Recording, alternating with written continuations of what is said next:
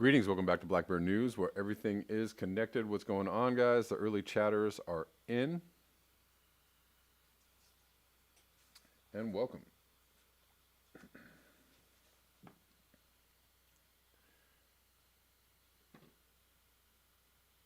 Good to see y'all.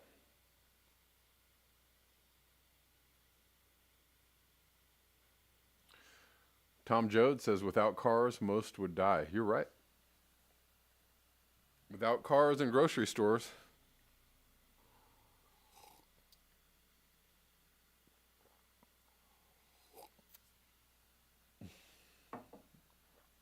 without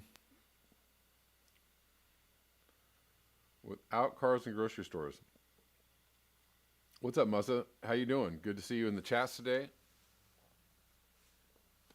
Everybody say what's up to our moderator, Muzza. Thank you for the super chat.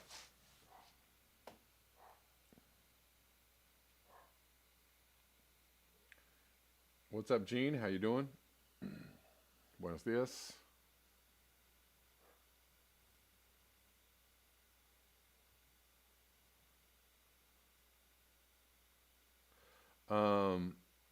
Yeah, so, you know, want to cover a couple of different things. And where to start?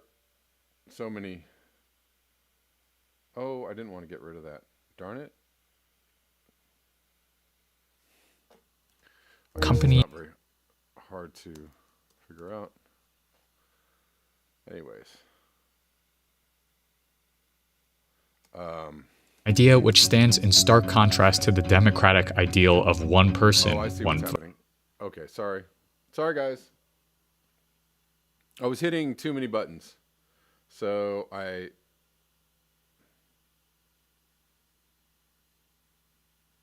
Let me go back to what I was doing.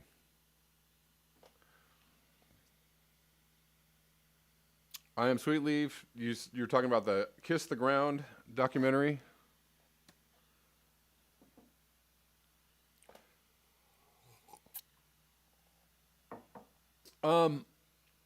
I know about the organization Kiss the Ground. I didn't watch the documentary. But, you know, they're looking at agricultural regeneration as a way to possibly solve or curb climate change. Sure. I think it's a great idea. I think you need to couple it with other things like not consuming.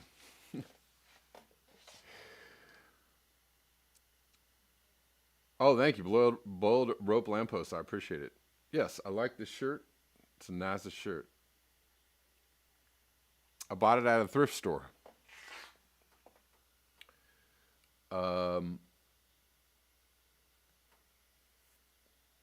Yeah, Kuro hikes. The entire economy needs to be reworked. We design our economy makes car sales go up. Suburbs, right? And roads. And all in infrastructure and gas stations and oil wells. You know, they're still building gas stations and oil wells. And they're still building cars, right? So, Caleb Rochester, the gas runs out, you die. Old bumper sticker. Yeah. Very true. Very true. Yeah, I'm cool. I think the Kiss the Ground thing is cool, and I get all that. And I haven't really gotten a chance to get into the agricultural regeneration videos that I wanted to do. We're getting there. We're getting there. Very close. Very close. I want to talk about these ideas, but obviously none of these ideas will work if the economic growth model that we live in continues as it is. It's just not going to happen, right? Unless you're coupling this agricultural regeneration with an absolute reduction in consumption. Many would say also population.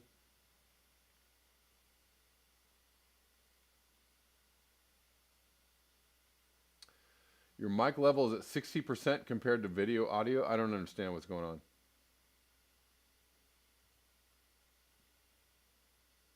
I mean, I'm where I'm usually at all days.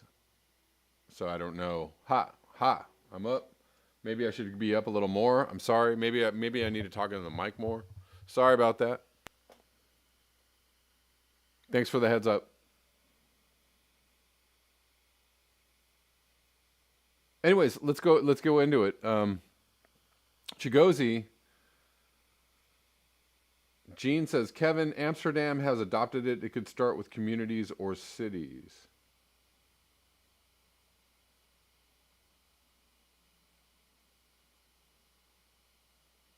Andy the Gardener. Well, I'm going to read. These are good comments. Andy the Gardener says, just give people basics to live. Without cars, there will be plenty of hard work for everybody. Keep agriculture going. Feed everybody. War socialism. Yeah. Well, and how many times have we heard that an adequate response to climate change would be something of a wartime response? And something like a wartime response was done in the face of coronavirus, something along those lines. Maybe not even that. Maybe not even as dire or harsh as a wartime footing. But I mean, we reconfigured and we're still doing it. We're going into another coronavirus surge and more lockdowns. We reconfigured our entire society. And there are many ins and outs of all that, for better or worse.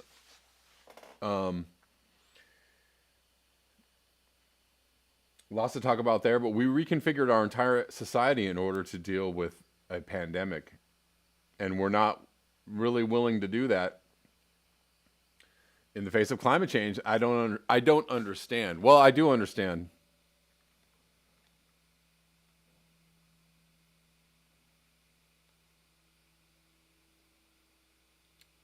Yeah. I mean, yes, I think we should push for more agriculturally based, regionally based community farming, we should be growing our own food. And we should be doing that in conjunction with not going to the grocery store, not getting in your car, not, going out shopping, not doing all, curtailing our consumption, if you will.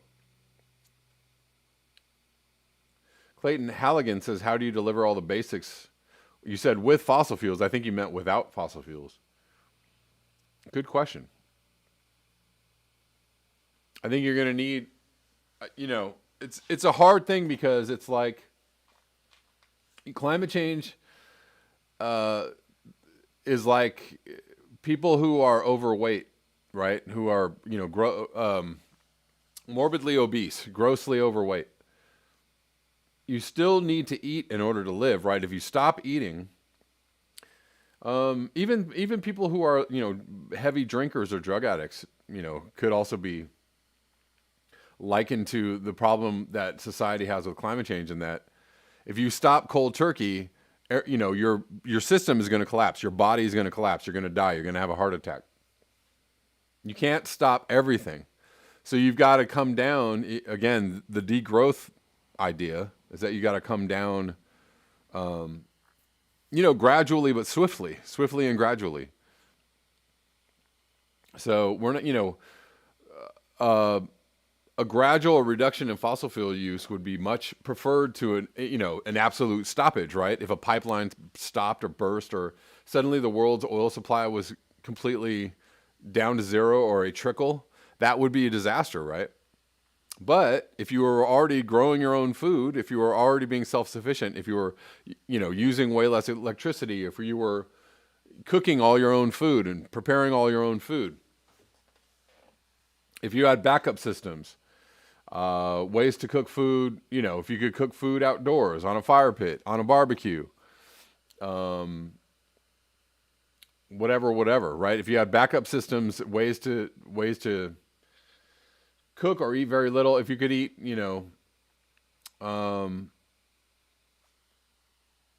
If you could eat, from the area, the region where you live, right? You could eat wild foods. Interglacial optimist. I rode a unicycle to school. I used to ride a unicycle. That is fun times. TCR Galaxy, everybody would be so fit and healthy without fossil fuel slaves, indeed. Well, let's get into a little more, a little deeper on the consumption. We have 81 viewing, 28 likes. Thank you guys for being here. Please like the video. If you are new, you know what to do.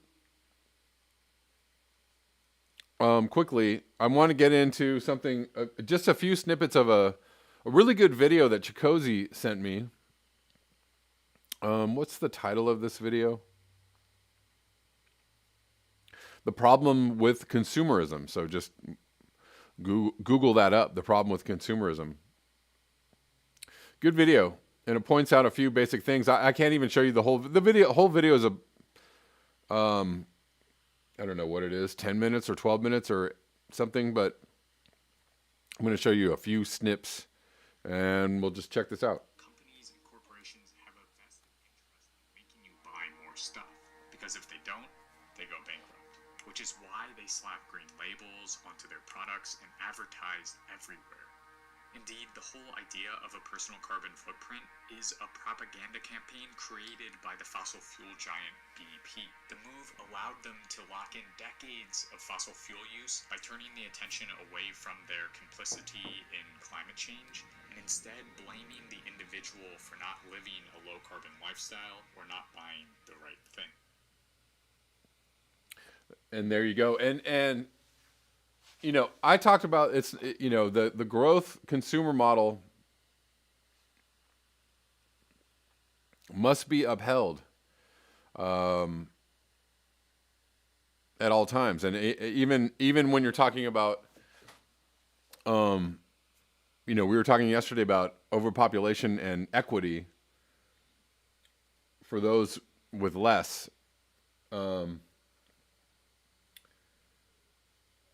You're still not really tackling the idea of how much people should consume in order to live in harmony and balance with the natural ecosystems around them. Anyways, let's move on to another piece of this video. Idea which stands in stark contrast to the democratic ideal of one person, one vote.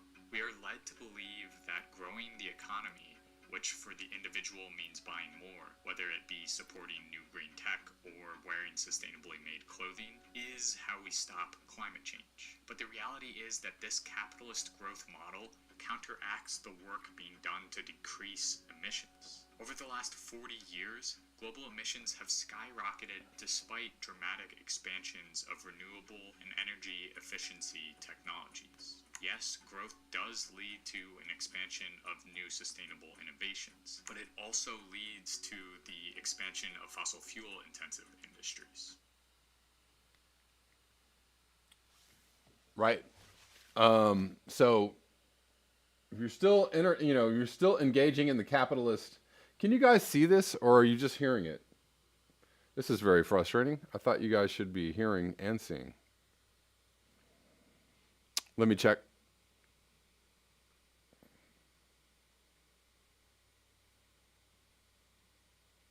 You can't see the video. That is so frustrating because you should be seeing the video.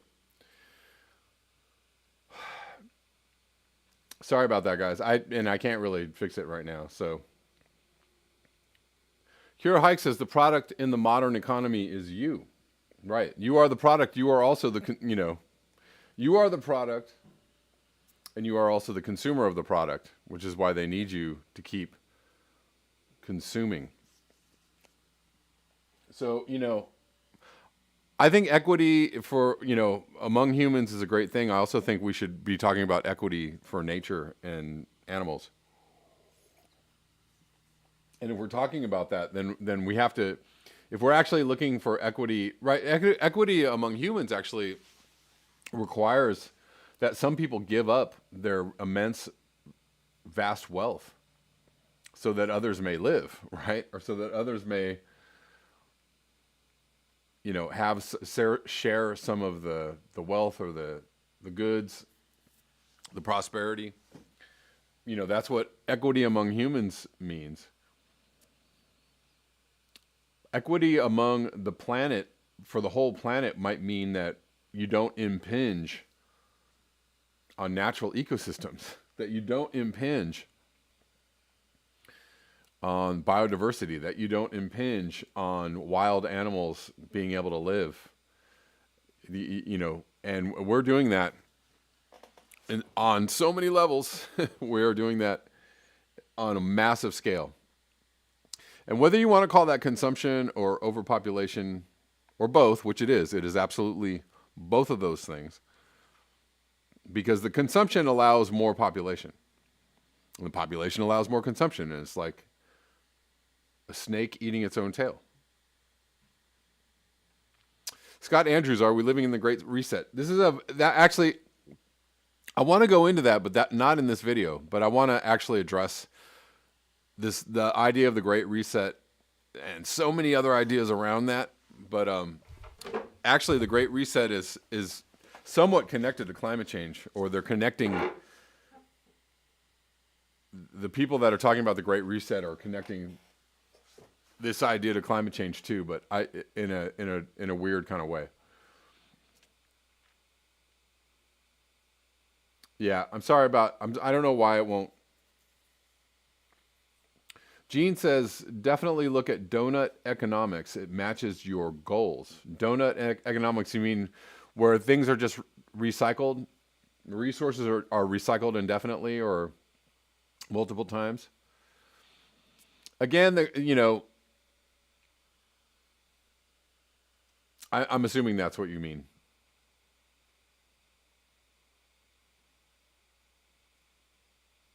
So, yeah, equity for nature involves, humans also giving up their standard of living, even if their standard of living is not, 10,000 times what it is for, as in a very wealthy person.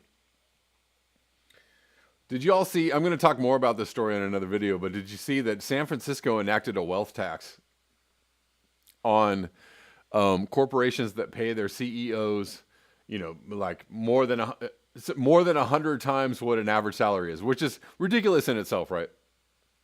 I think a maximum salary is totally something that should be talked about. Probably more important than a minimum wage is a maximum wage. But anyways, San Francisco enacted a wealth tax. And get this, the tax is 0.1%. And they're like, we're going to raise millions of dollars on these CEOs that are being paid millions of dollars in these companies that are making billions of dollars in profits. And they're like, we're hoping that it'll, make corporations rethink their, the wealth gap, or it'll make them raise the wages for the average worker and lower their CEO pay. I was like, really? You think so? A 0.1 tax? It's on a sliding scale with a maximum 0.6 tax. Really? Oh, that's a dagger to the heart of the corporations there.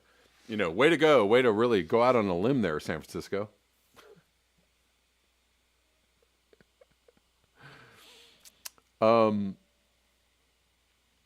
Okay, cool. Gene, yes, please send me a link. I would be very interested. And cannot hear it very well. I don't know why, guys. I'm sorry. I don't. Well, I'm going to play one more clip from it. Maybe this clip will play for you. I'm not sure. So then, what options do we have? One recent study modeled that by 2050, the world could support the equivalent of 3 times the current global population if global consumption levels drop 60% back down to 1960 levels. Most notably, though, the paper claims that this is possible while still maintaining or even improving a decent lifestyle for all. And within their definition of a decent living, the researchers include laptops, comfortable climate control, access to robust transportation networks, and universal healthcare. And in order to achieve this world wherein everybody is able to enjoy a decent lifestyle while also avoiding a climate emergency, the researchers suggest a dual-pronged approach. On the demand side, consumption levels must drop by as much as 95% in countries with today's highest per capita consumers. That means no more second houses or eating red meat every single day of the week. Did y'all hear that? Did y'all hear that? Demand, or consumption, if you will, in wealthy nations would have to drop 95%. 95%.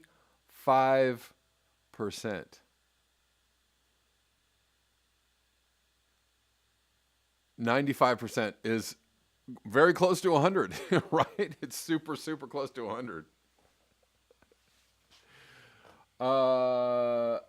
Yeah. So people, not just the plebes of America, the wealthy, do you think the wealthy are going to give up 95% of their wealth? Or give up all their uses of resources in order to help the planet? Andy the Gardener, right? 95% is pretty substantial. But imagine giving up 95% of what you consume. I mean,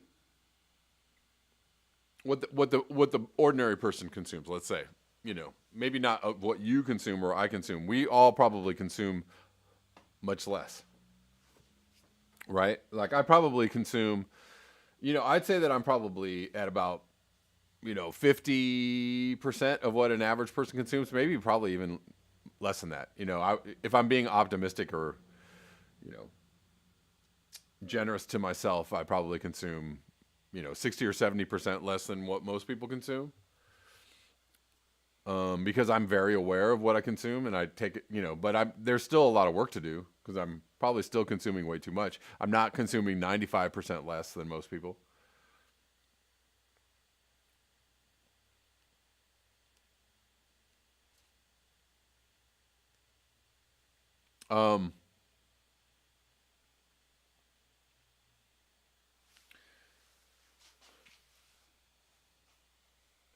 But I think that these are just things that just need to be understood about what we're doing to the planet and what an actual response to climate change would entail.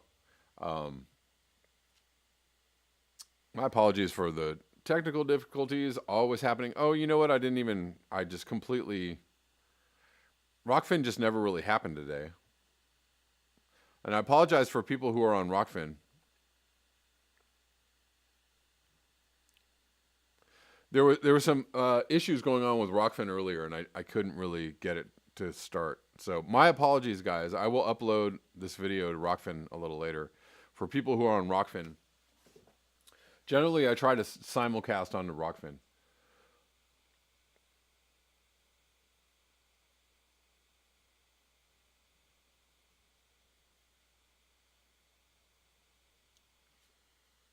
But, again, something that I've said in the past and something that I will say again, the world needs to move not towards an American standard of living, which the entire planet is moving towards that. They all think that that's, the way that we should live, and pretty much our entire, our foreign policy, the way that we provide aid to the rest of the world, the way that we conduct business around the world, our military operations, the way that we can, provide aid and comfort and food and everything to the rest of the world is all tied up into raising the standards of living towards, something more like an American way of life. And that is just that's just propaganda. I mean, that's just internalized propaganda for pretty much the entire globe. And there can't be anything more deadly. Probably the deadliest thing on this planet right now is the propaganda, the internalized propaganda that everybody should live like they do in America.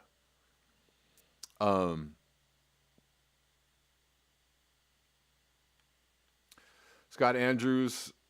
Yeah, you know what? The Great Reset thing is an interesting subject, and I want to talk about that some more because it does definitely have to do with climate change. Um, there are a lot of moving parts to the Great Reset idea, and the funny thing is that that is one of those things that they're telling you you can't talk about, right? So there must be something to it if they're trying to tell you that only crazy lunatic Republicans and alt-righters and QAnons, only wild-eyed, crazed conspiracy theorists are talking about the Great Reset, then you know that they don't really want you to talk about what that is.